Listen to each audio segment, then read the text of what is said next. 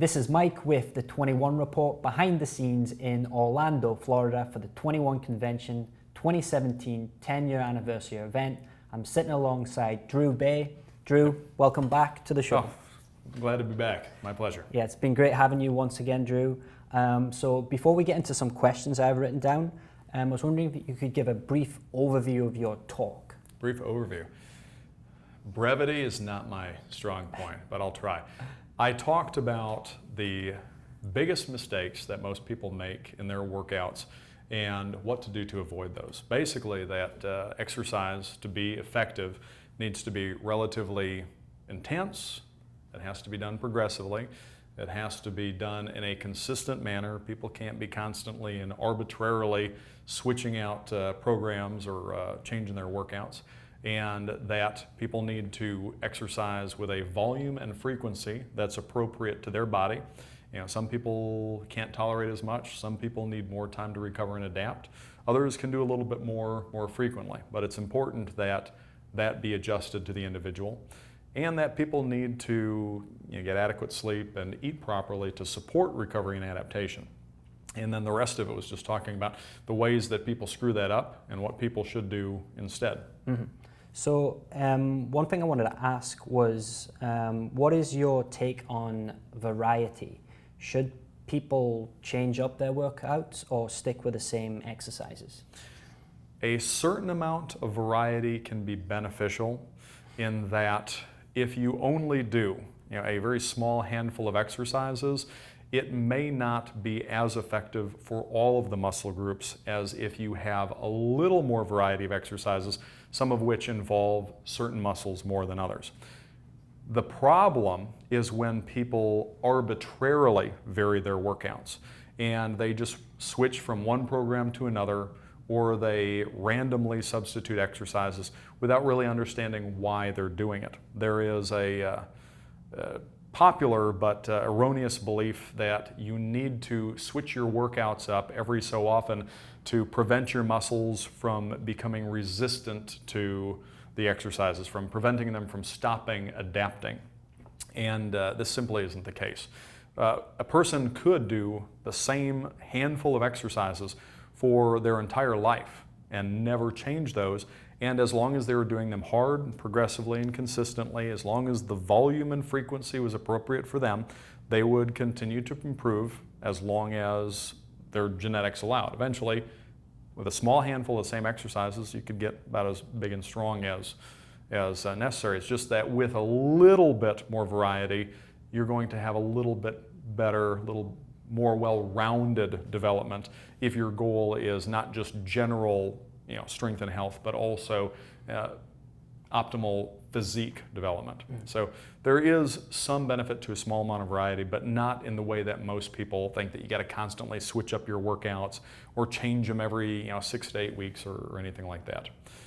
So if the goal is to increase strength, build muscle, which is what most men want to know how to do, what, in terms of nutrition, post-workout, how important is the post-workout meal? And also, onto that question, the timing of that meal? Not very. A lot of people like to talk about the anabolic window, saying, well, if you gotta get a certain amount of protein, a certain amount of carbs right after your workout, which is nonsense. A lot of the stuff has more to do with selling people on pre and post-workout supplements than it does actual need. There is some benefit to it, but it tends to be significantly exaggerated, and the timing is not nearly as limited as people think. It's not so much a window as it is a huge hangar door. You don't need to get a certain amount of protein and carbs right after your workout. You get a good-sized snack or meal within a few hours after working out, you're fine. Problem is, if you tell people that, then they're not in a hurry. They don't feel like they've got to buy something right there at the gym, or they don't have to have their shake or something with them. If you tell them that they have more time, then there isn't the same pressure to buy post or pre-workout supplements.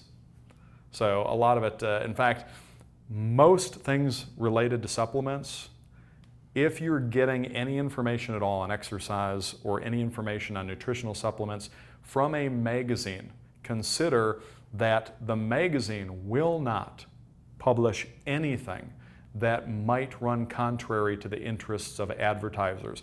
Most of the popular fitness and bodybuilding magazines are either owned by supplement companies or they depend largely on advertising from supplement companies for their revenue. So a lot of what you read in there is going to be skewed in favor of convincing people that they need to buy a lot of these supplements. Or at the very least, if there's any downsides or if there's any just regular food alternatives, you're rarely going to hear about it. So again, most people get their supplement information from magazines or from websites that, again, are making a lot of their money selling supplements. So you have to be somewhat skeptical of that. If you want to know about this stuff, you are better off going and reading some of the journals that have websites, Nutrition and Metabolism, or some of the exercise phys journals. You're going to find a lot more reliable information there. You still have to look at who the authors are, though, and whether or not there's conflict of interest. I'm not going to name names, but there are some people in, unfortunately, in academia that are doing supplement research that are publishing some nonsense.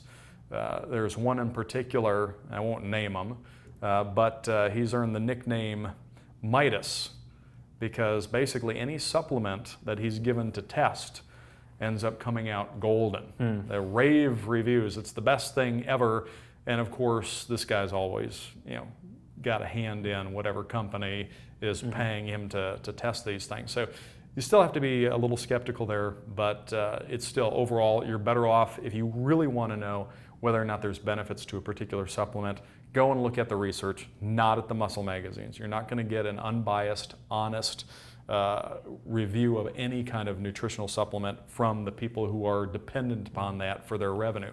But then again, even if you're reading about the stuff in the journals, pay attention to who's doing the study and whether there's conflicts of interest. What are your thoughts on intermittent fasting? Intermittent fasting, it can be a useful strategy for people who are trying to decrease body fat, who for whatever reason can't follow a regular eating schedule, but there is nothing magical about it. There is nothing in particular about intermittent fasting that would make it any more effective in general in the long run than eating the same amount of food and types of food distributed over different periods of the day. If you eat 3 meals a day, or you eat 6 meals a day, or you eat 1 meal a day, it does have some different physiological effects, but in the long run, the differences are not as large as people would have you believe. Most people, you don't need to eat 6 or 8 small meals a day. You don't need to cut back to where you're just eating 1 or 2 meals a day. Eat enough meals frequently enough that it is practical for you to eat the amount and types of foods that are necessary for your goals, and don't worry too much about trying to follow a particular schedule. Cool. What you eat, how much, is far more important than when and how often. So Drew, you're no stranger to the 21 convention. How many times have you spoke now? I think this is my, I want to say ninth yeah. time speaking. Yeah. How has this year's event compared to maybe the first time you spoke and the previous years? What's changed? I think obviously the event's grown a lot. I think the first time I spoke, it was maybe a 2-day event. I don't remember, I'm not sure, but I know now I think it's 4 days. And it seems every year it seems to be growing.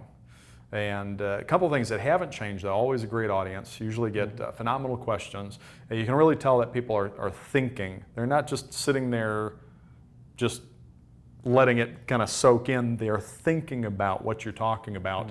And I appreciate that. I prefer a intelligent and thoughtful audience to one that just sits there and just says, okay, well, he says this, so that's it. It doesn't matter who you are, me or anybody else. You want to consider all that information critically and challenge it when it doesn't quite mesh with other things that you think. So it's great. It's good questions, smart audience. Awesome. So if people want to learn more about you, your work, where's the best place they can go? The best place they can go is my website. It's just baye.com, BAYE.com. There's almost 300 articles there right now on different aspects of exercise and health, mostly about high-intensity training. They can find my books there. They can sign up for online training or consultations if they want more individualized help with their workouts or diet. Awesome. So with that, you can watch Drew's talk first on 21university.com or by clicking the link below this video. Drew, thank you once again for being here. My pleasure. It's been great having you. So this has been Mike with Drew Baye signing off for the 21 convention. Thank you.